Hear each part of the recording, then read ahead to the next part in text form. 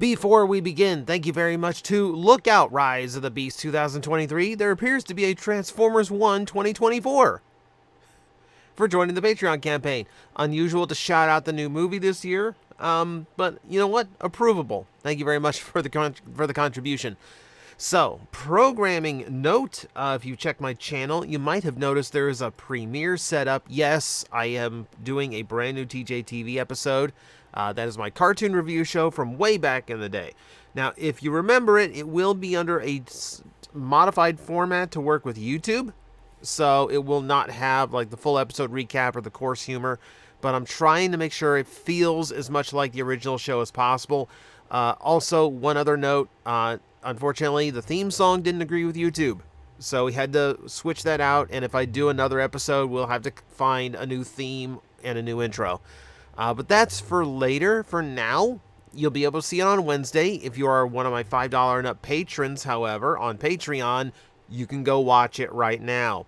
So, there you go. You've got some interesting viewing material coming up one way or another. And for now, we're just going to talk about the news of the week because it is a Monday. It is time for the news roundup. We do have a bunch to get through this week, and hopefully it will not take 20 minutes. Start the clock. All right, we're talking about the Bumblebee movie Sunstreaker. I don't even know if we ever saw this. Apparently, this is concept art of a Sunstreaker who would have appeared in the movie but got cut. So I guess even this is on the table for Studio Series now. Either way, new Sunstreaker toy. Trying very hard to push away from Bumblebee. Rather than the red detailing from the toy, we're getting orange detailing, which is not a bad call. I mean, it looks fine to me. Whatever pulls him away from Bumblebee lets him get, a better chance of seeing retail release. So, good here. The vehicle mode, the person who got a hold of this toy early took probably the most awful pictures of the vehicle mode they possibly could. Then again, this kind of just looks like they were photos taken in the factory from something that was just off the production line. But yeah, it's terrible photos that only give us some impression of what the vehicle is going to look like. It looks like a very sleek, very high-speed car. I like the overall look behind it. Looks like it's doing something weird with the wheels. It's non-traditional. And also not entirely sure it's transformed correctly because there's some weirdness to the windshields on the sides in this one. But it's overall, it's a different tone than Bumblebee, which is the important thing when you're doing yet another yellow sports car in his toy line. We'll see. Someone will get a hold of this early and give us some much better pictures, but for now we have a good idea of what this is going to look like. Some people are down on it. I think it looks good. I actually kind of like how it looks, so we'll keep an eye out and we'll see how it evolves from here and what we're going to see next. Another early look, and we only have one photo of this one, but it tells us what's on the way. Masterpiece Brawl. Or at least we're presuming this is the Masterpiece because the molding does not match any of the existing Brawl toys. Looks like it's going to be pretty big. Looks like it's going to be pretty involved. But unfortunately, the only thing we have is this shot of the prototype's tank mode. So we can't really discern anything beyond that outside of the barrel can move up and down. I don't know what you want from me here. It's literally just one photo. And we're not even 100% sure this is the actual MPM Brawl. It just seems like that is the most likely situation for this mold. I mean, nothing to really go off of that. It at the very least completes the movie Decepticons, and we can move on from there. Something we have a little bit more substantial look at. Someone got their hands on Masterpiece Hoist. It's been released in China, so we can actually take a look at it in depth. It looks cool. Like, I got the Trailbreaker for Christmas, and I do like the Trailbreaker toy. Admittedly, the toy's overall design does slant more toward Hoist than it does Trailbreaker because it has much more of the belly paunch that the toy had, but Trailbreaker's cartoon model did not have. But it is accurate to Hoist, so you actually do have a little bit more accuracy here with this design. Let's see, the mold itself is actually pretty good. It does have the opening hood, etc. So that's good. It's got the mask from Hoist Coast Hollywood. Nice to see that running gag continues. I mean, it's a good mold. It's a good mold. I have fun with my figure. And it is nice to see the Hoist version, which, you know, as we said, is a lot more, a lot closer to how this toy should overall look. They did swap the engineering out, so he does have the kibble panels behind his arms. That is accurate to Hoist, not as accurate to Trailbreaker. You can see the vehicle differences. Yeah, some of the tooling differences there. Yeah, there's a lot of work to making these things look as different as possible. I'm actually very surprised at the height difference. I didn't expect the height difference to be represented here, but I mean, good job on Takara's part. I mean, that's an extra level I didn't really anticipate. Yeah, opening doors. He's got the trailer hitch. Yeah, this looks good. This looks really, really good. Yeah, I'm really impressed by what they're pulling off on this toy. So, Masterpiece Collectors, you got another one to go after. Looks like it's not going to be much longer before it's launched and released. Jeez, look, it's weird range of articulation, but it does exist.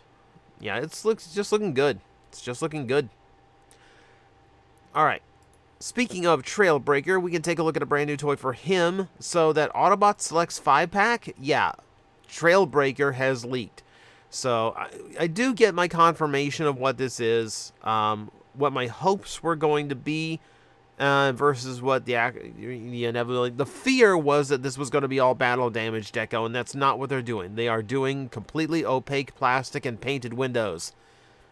Thank you, merciful Hasbro. For Trailbreaker, he is also in more cartoon-accurate dark gray rather than black. And yeah, I do like the look of him. It's, you know, how I remember Trailbreaker. I really don't like the fact that they didn't do anything with the arm kibble. I don't even need it, like, completely relocated or anything. I just kind of like, if it would fold up behind his shoulder a little bit more so it wasn't hanging down to his wrist, I'd be happy. But still, for me, it's an improvement, and it means that all the figures in that set are going to have opaque plastic, no translucent, which makes me a happy collector. I really want that set now. Now I really want that set. So, we have yet to see the other 4, including the much-anticipated Earth Mode Hound, but I'm sure they will not be far behind if Trailbreaker's already here. So we just sit and wait.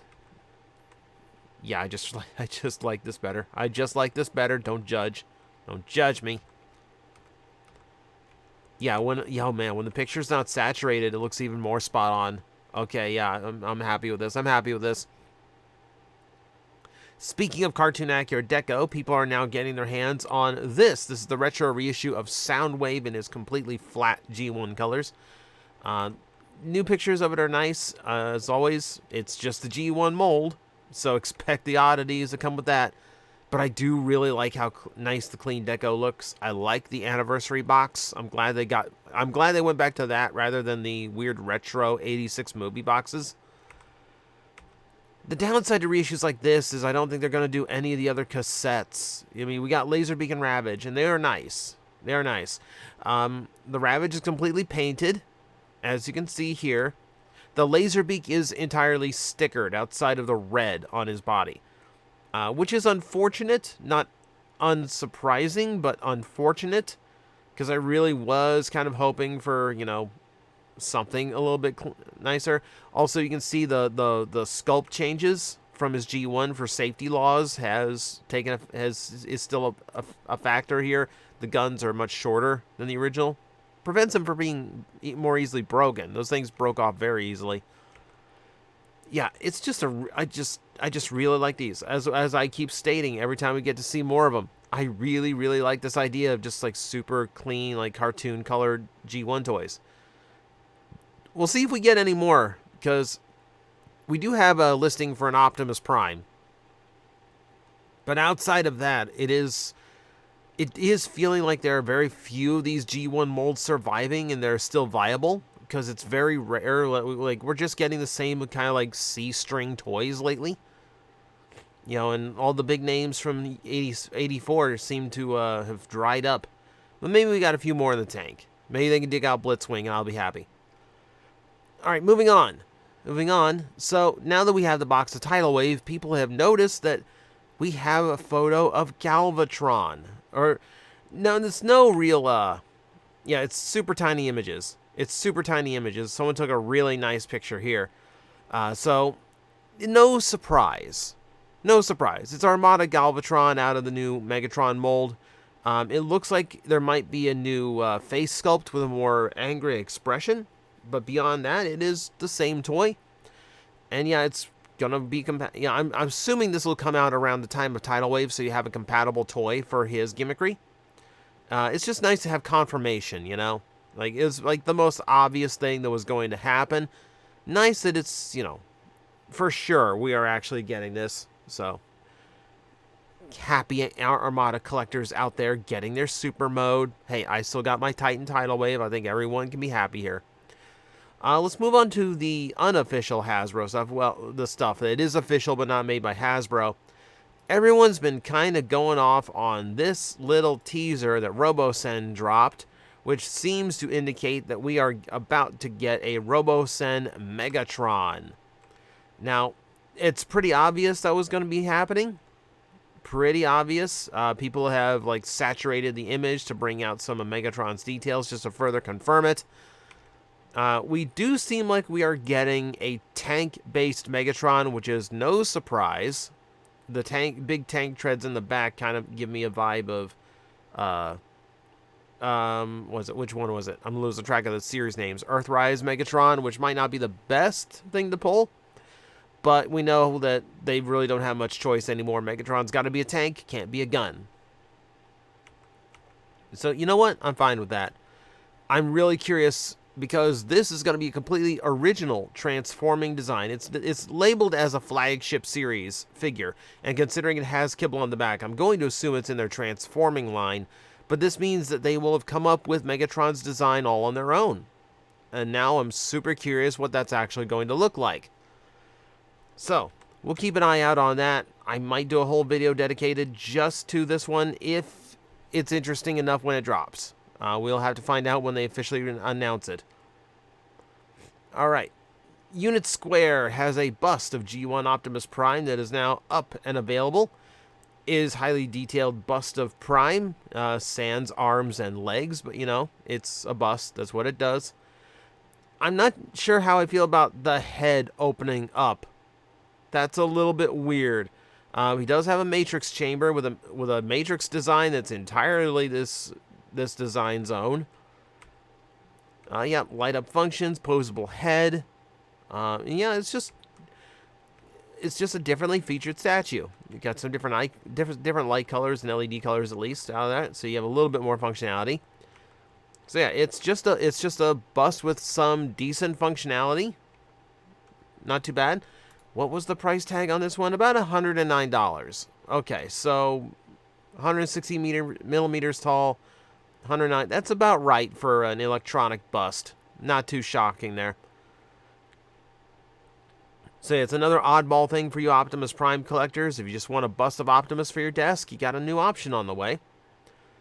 See, Kotobo Kia time now, and we're talking their Skywarp figurine. The trio is complete. All three sisters are now here. We've talked about this mold twice over.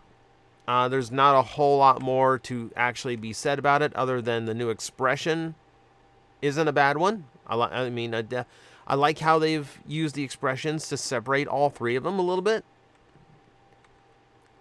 I like this better than some of the ones. Starscream had like a crying face that I really didn't like. But this one works fine. This one looks good. I mean, it's Thundercrackers in black and purple. You know, essentially Starscream in black and purple and silver. So, like, it's not a whole lot to write home about. But it's good that all three are actually a thing now. Okay, next topic, we're going to be talking Skybound's issues, because they have done a little announcement teaser. It will contain spoilers for the current books, including the current Cobra Commander #1. So if you don't want spoilers, maybe skip ahead a few minutes. We won't spend too long on this one. So Skybound did a trailer that is showing off Wave 2 of their Energon universe. Now that they've gotten everything established with Void Rivals and Transformers is coming up on the end of its first story arc, we have announcement that Wave 2 is on the way, bringing new stories, new twists, and starting to intermingle all of these franchises more. There's a much stronger connection with G.I. Joe, as you can see right here. We know the fate of Megatron in these books, so that has finally been revealed. It's gonna be an interesting story. They're going with the G.I. Joe Transformer Allegiance merger right from the start, and I'm really curious about how far they get with it and what they do with it. Like I said, Skybound stuff has been absolutely fantastic. You know, if you think I was going to shout out Earthspark again. I was going to say, like, well, if you're not a fan of the writing in Earthspark, now you have comic books that lean toward a far more mature storytelling. So if that is what you're after, you have that. Just hesitant to say anything about Earthspark anymore because people whining like, hey, just let me have my fun, okay?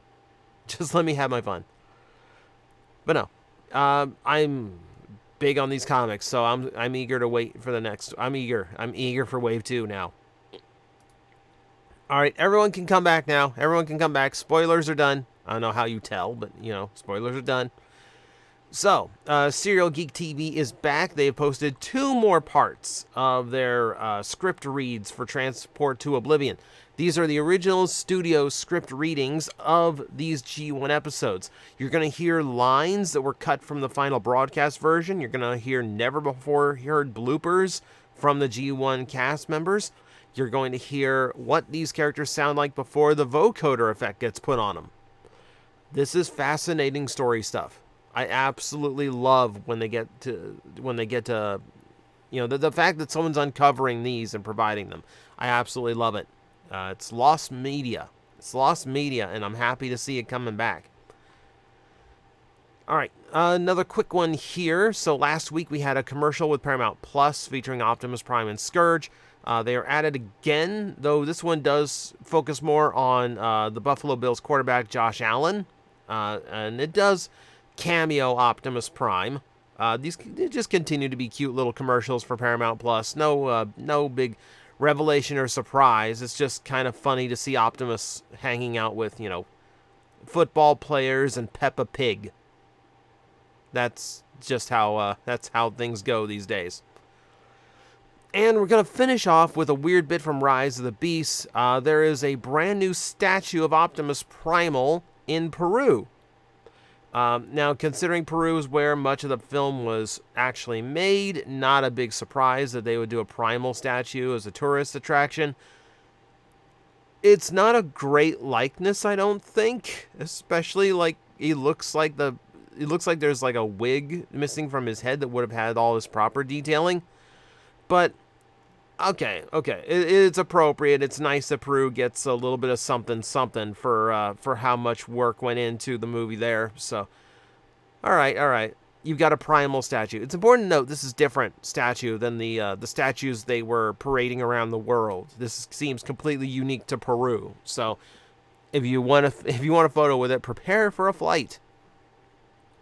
And that's going to be it for the news roundup for the week. My clock says below 20, but we'll see what happens after I tack on intro and outro. But for now, thank you very much for watching, and as always, I will see you next time.